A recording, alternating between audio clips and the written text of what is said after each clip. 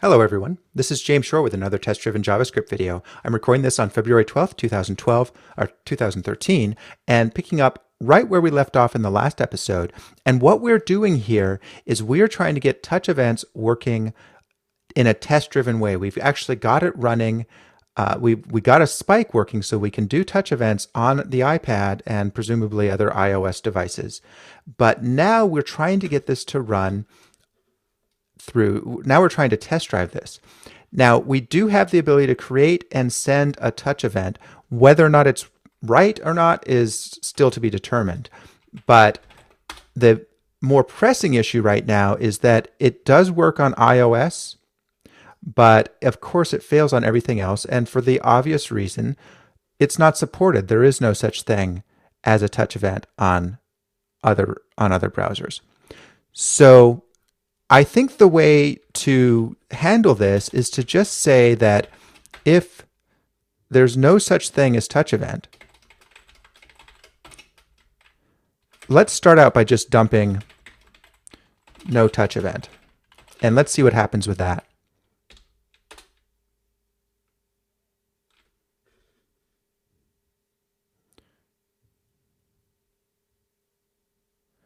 That didn't work the way I hoped it would. I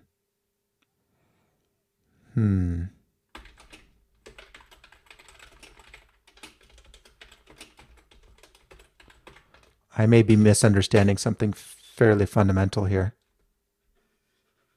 Well, there we get it on iOS.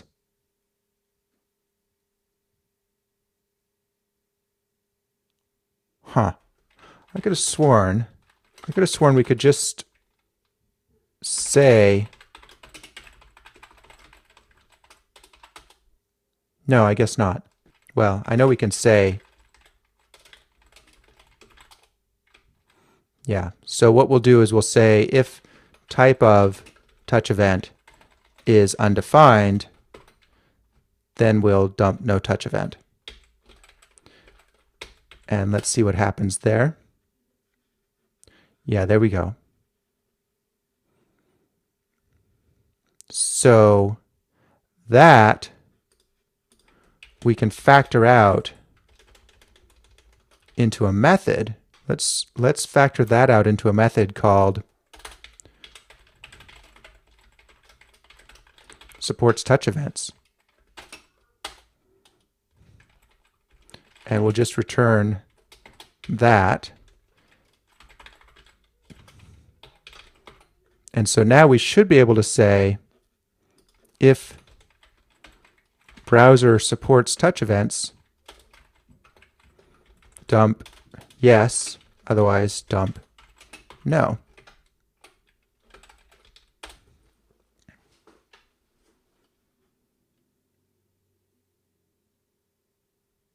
Oh, and lint is telling me, rightly so, that I should just put the not here.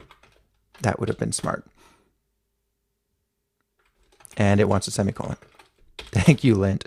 Lint's obnoxious, but I at least, I would be in trouble without it. So there we go. IE no touch event, iOS yes touch event. Good. So now let's take this out of here, and just to begin with, let's say here that if not browser supports touch events, then we'll just say return. So the test won't do anything. That will be that. Okay, there we go. We're making progress. Something's going on with the Mac, with the Chrome though. I wasn't expecting that. Everything else is skipping the test except for Chrome. And it's saying, so apparently Chrome has the touch event, but does not support the requested type of object or operation. Interesting. I'm going to research this. Back in a moment. Okay, I'm back. So I've looked into this a little bit further. I looked at the Modernizer library or documentation. And if you're not familiar with Modernizer, it is a really nice library for doing feature-based detection of browser behaviors. So rather than looking at the browser string, the user agent string, you actually look at what it can actually do. And that's what we're kind of what we're trying to do here with the touch stuff. I don't want to bring in Modernizer just for this, but the documentation has been really helpful. And we can see what Chrome's doing. It does say that touch event doesn't equal undefined. However, we can look at touch. And if that is undefined, at least on the browsers we're testing, then it does work. So if we go into browser support touch events and we change this to touch,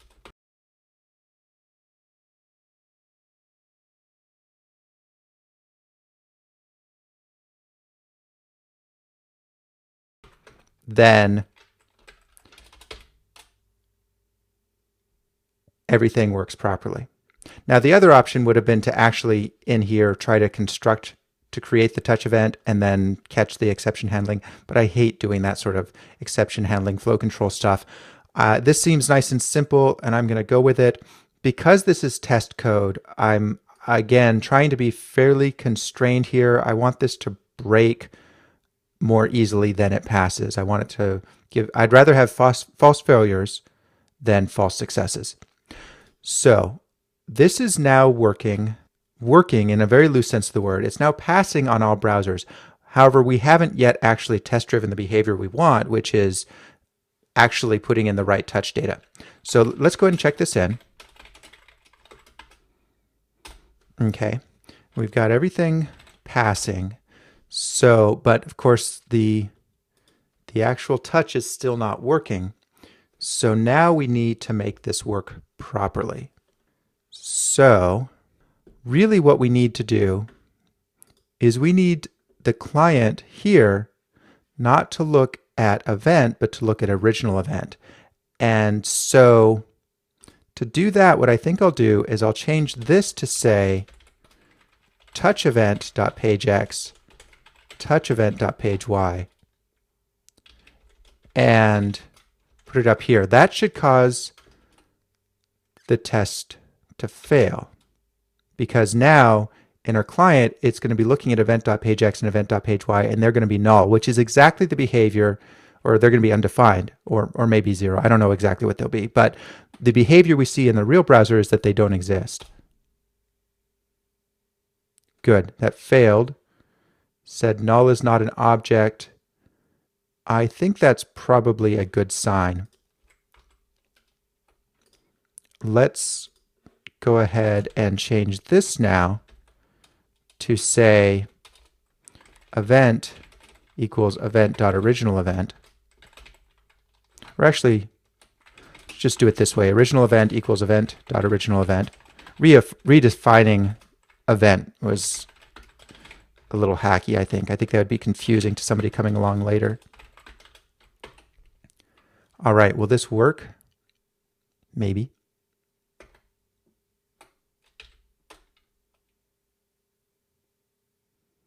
Okay.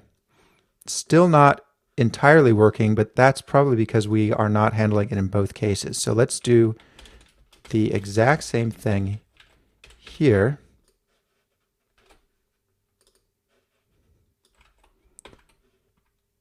And hope that that works. No, still doesn't work. Okay, I guess that means we have to figure out what's going on with this null is not an object thing. I am going to go ahead and investigate this off camera and be back in a moment. Okay, I haven't solved this yet, but I am getting closer on it. It does not look like we can modify the touch event. You can see right here we've got touch event.pagex equals page.x, and I'm dumping out these two values. And when we run that, we can see page.x is 18, but touch event x is 0. So that's not going to work. I'm going to keep digging into this and I'll be back with more. Okay, I'm back. So the way this information has to be passed in is through the init touch event.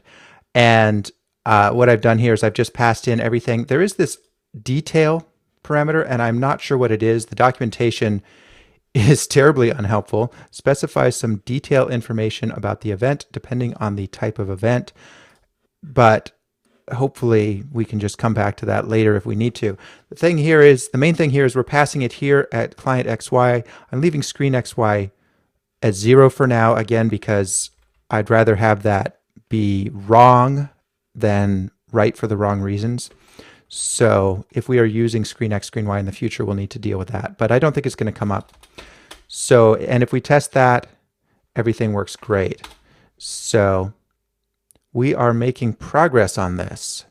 There's also some meta keys. And then later on, after all the meta keys, Control, Alt, Shift, Meta, then we get a list of touches and target touches and change touches. And we will definitely, and scale and rotation, and that's stuff that we will most likely want to deal with, but not yet. So now I really think we've got our first test working. So given that, I think if I run if I pull up our iPad, I think it'll work.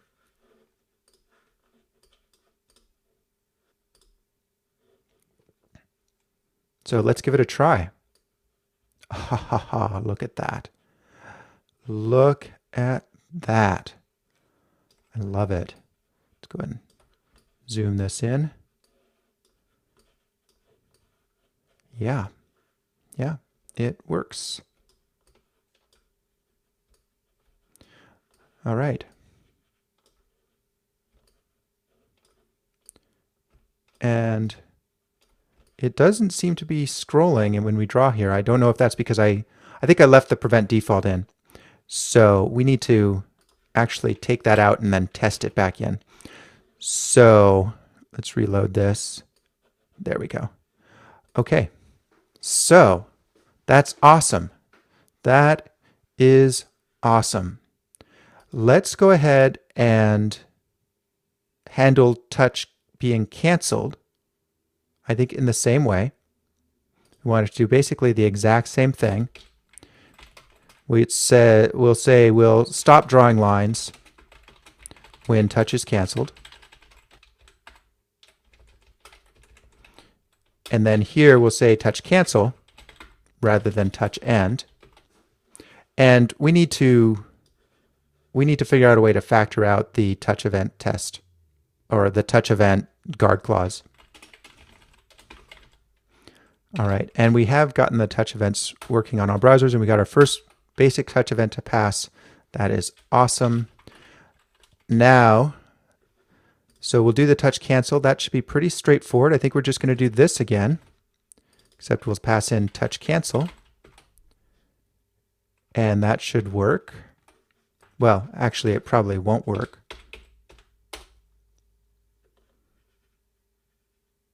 Although I wasn't expecting it to not work for that reason. Oh, I forgot to name this touch cancel. There we go. And Safari wasn't tested because I was on the wrong page.